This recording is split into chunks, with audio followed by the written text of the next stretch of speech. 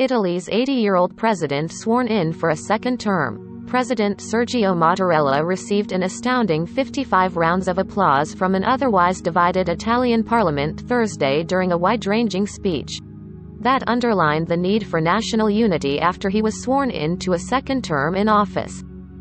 303. Rome, Italian President Sergio Mattarella received an astounding 55 rounds of applause from an otherwise divided parliament Thursday after he was sworn in to a second term in office. Mattarella, 80, agreed to remain in office after Italy's fractious parties failed to agree on a successor, citing a sense of responsibility given the ongoing pandemic and efforts to relaunch the economy.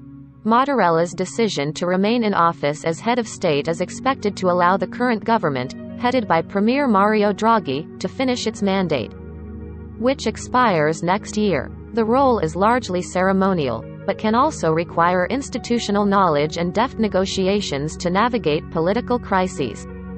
The parliament and regional representatives made their decision, Mattarella said. For me, it is a new, unexpected call to responsibility that I cannot and don't expect to escape.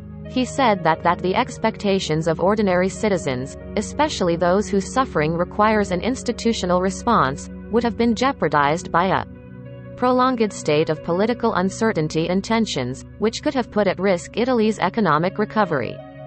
Mattarella is the second president to accept a second term, following Giorgio Napolitano, who agreed to stay on after a similar political stalemate, leaving office in 2015 when he was nearly 90. Napolitano, however, lashed out at lawmakers during his remarks following his swearing in contrast to Mattarella's speech that put an emphasis on the need for unity.